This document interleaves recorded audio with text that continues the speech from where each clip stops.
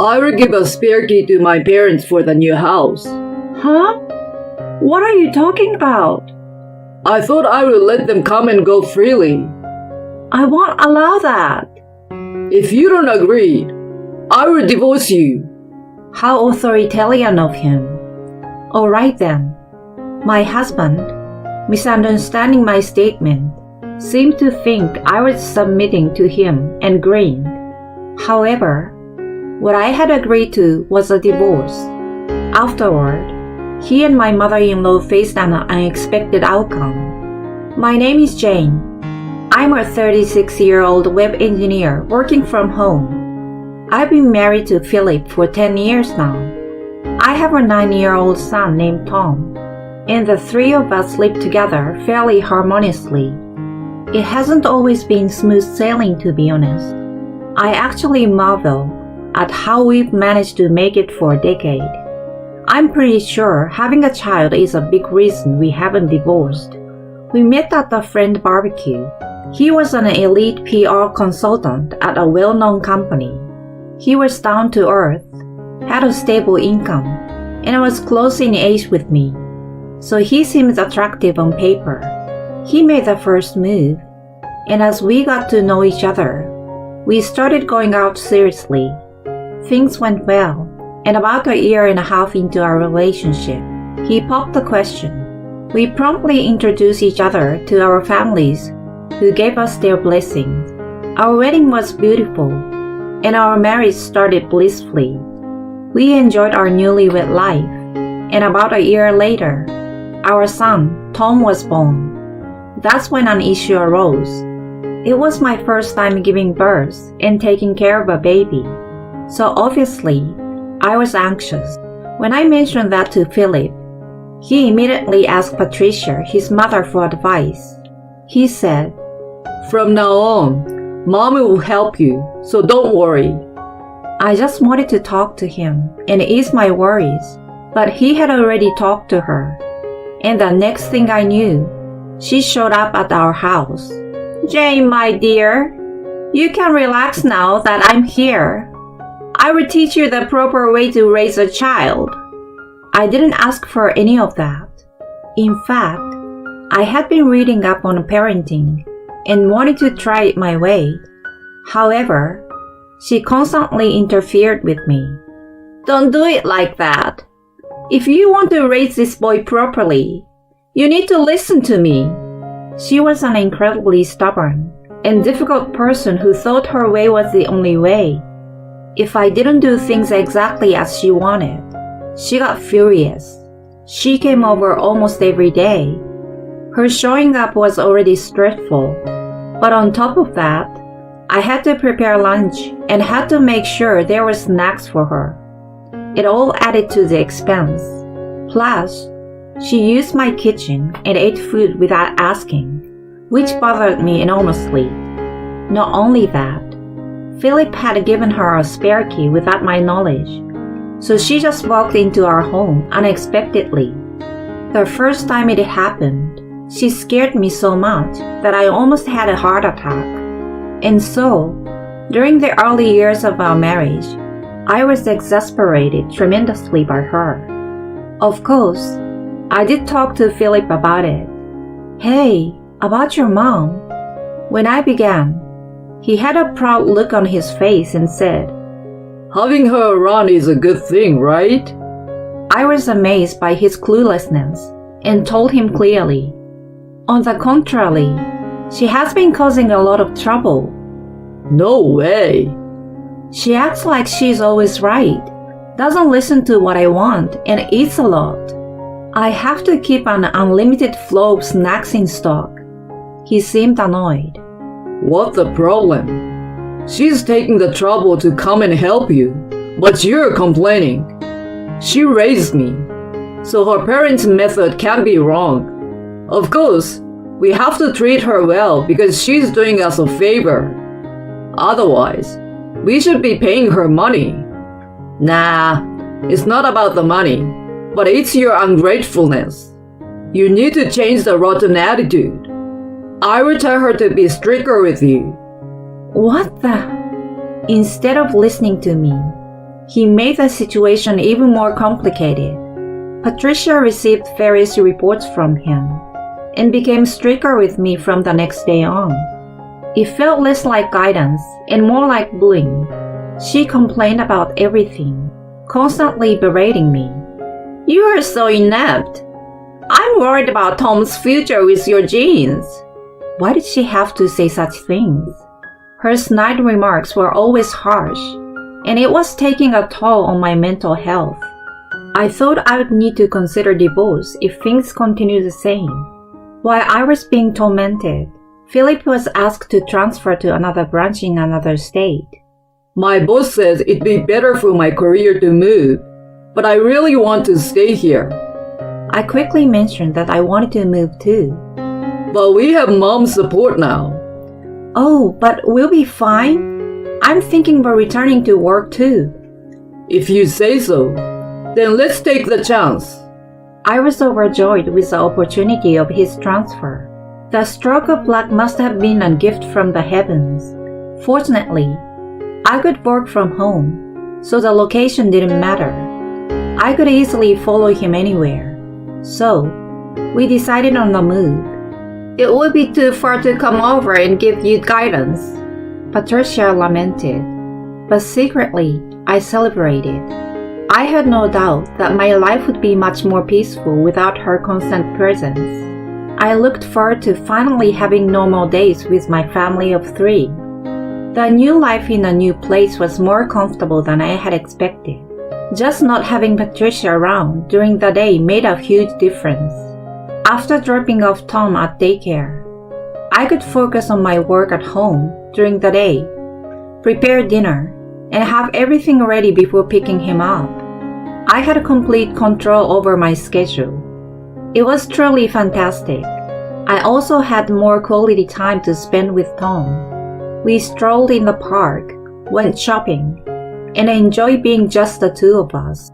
By the time Philip came home, dinner was ready, and we could enjoy a happy meal together. It was the family time I had always wanted. I felt so much lighter compared to the days when Patricia constantly interfered with my household chores. I dreamed of staying like that forever. My wish seems to be granted as there was no talk of being transferred again as I anticipated. We spent about 6 years living there. Tom turned 8 and started taking swimming lessons. Watching him diligently learn to swim made him look so cool that I couldn't help but be a proud parent. He grew up to be a well-behaved and caring boy surrounded by plenty of friends. However, just when he was enjoying his school life, Philip's transfer was announced. He was going back to the original office. I had a slight feeling of dread because it meant Patricia would be nearby again. Both my son and I had no choice but to go with him. Tom was reluctant to leave his friends, and we had a tearful goodbye party. Then, after 6 years, we returned to the vicinity of Patricia. We rented an apartment for the time being. My son, being open and friendly, quickly made new friends, which put my mind at ease. My biggest concern was Patricia's presence. I was sure she would visit us just like she used to. As I was dreading, she showed up on a weekend. "Oh my God! It's been a while. I'm so happy you guys are back," she said with overwhelming enthusiasm. I couldn't help but wonder if her joy was solely because we had returned. Perhaps it was because she could bully me again. It left me feeling very depressed. As expected, she started visiting during the weekdays soon after. Patricia, you're here again." "Oh, is that a problem?" "Tom is already in grade school, so it's just me at home during this time. There's no need for your guidance. You don't need to come anymore." "You're giving me a cold shoulder now, huh? You are terrible. I will tell Philip about this." She was as pain in the neck as ever. Whenever she came over, it disrupted my schedule. I couldn't focus on work, and the housework increased. So I made it clear that I found her interference unwelcome. Why do you come so often? What about your own housework? When I asked her, she widened her eyes and became irate. That's none of your business. I come here despite sacrificing my own time to check on your housework. I don't need that though. What's your problem? Are you defying your mother-in-law? Are you trying to make me submit? You are saying such disrespectful things. Have you become arrogant in these past 6 years? You should show respect to your elders. Then please start acting respectful. What a smart mouth! You're a terrible daughter-in-law. Her face turned beet red. Anyway, make me lunch quickly, will you? Huh? Why should I make lunch for you? Because I'm here. It's obvious, isn't it? You came over on your own. I didn't invite you. Why are you causing me trouble? That's actually you, you know. This conversation is going nowhere. Then just give up and go home. No need to tell me, I will. She left fuming, thinking that the nuisance was finally gone. I focused on my work. Due to the ridiculous exchange with her, I wasted quite a lot of time.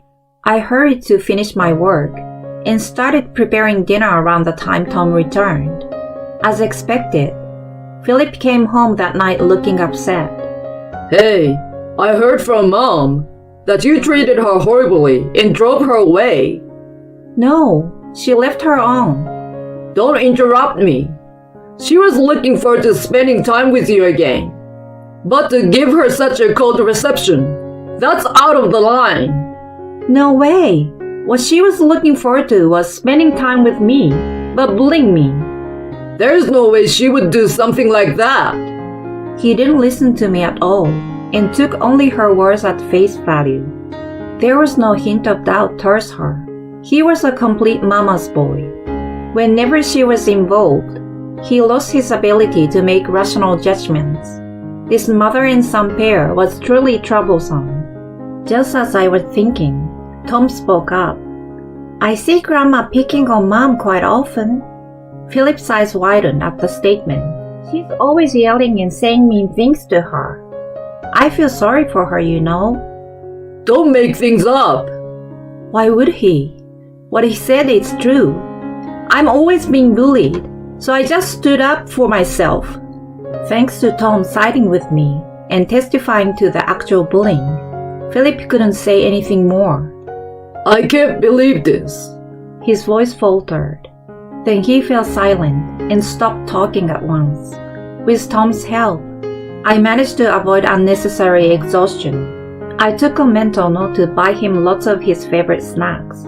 After that, Patricia still tried to come over, but I didn't let her in. Hey, why won't you open the door? I don't want you to disturb my work anymore. What? Don't be ridiculous. She rang the doorbell repeatedly, but I locked myself in my office, playing music so that I couldn't hear the noise. Just like that, I wasn't bothered by her anymore. I worked with a smirk on my face. Even then, she kept coming back several more times, but I didn't let her in and gave her the cold shoulder. Do you think you can get away with doing this to me? The one at fault is you for coming without an appointment. Besides, you just come here to make yourself at home. Go back and clean your own house. How dare you! Just open the door already! She started kicking the door forcefully. Please stop. I will call the police. The police? Don't say such a disturbing thing. The one doing the disturbing thing is you. Kicking the door is unacceptable. You don't let me in, that's why. I have a good reason not to let you in. I'm family, you know. Even so, there is a limit to everything. Besides, from my perspective, you are a stranger. If you keep lingering, I'll really call the police. Fine, I will leave. She finally went away. That night, Philip was angry again. But when I played the recorded audio, He was left speechless. I hope that he finally realized the abnormality of his mother. After that, I was relieved that she stopped coming. Philip must have had a talk with her. From then on, I enjoyed peaceful days. Then, when I managed to save up some money, we decided to buy a new home. It had been my long-time dream to build a house the way I wanted and live with my family.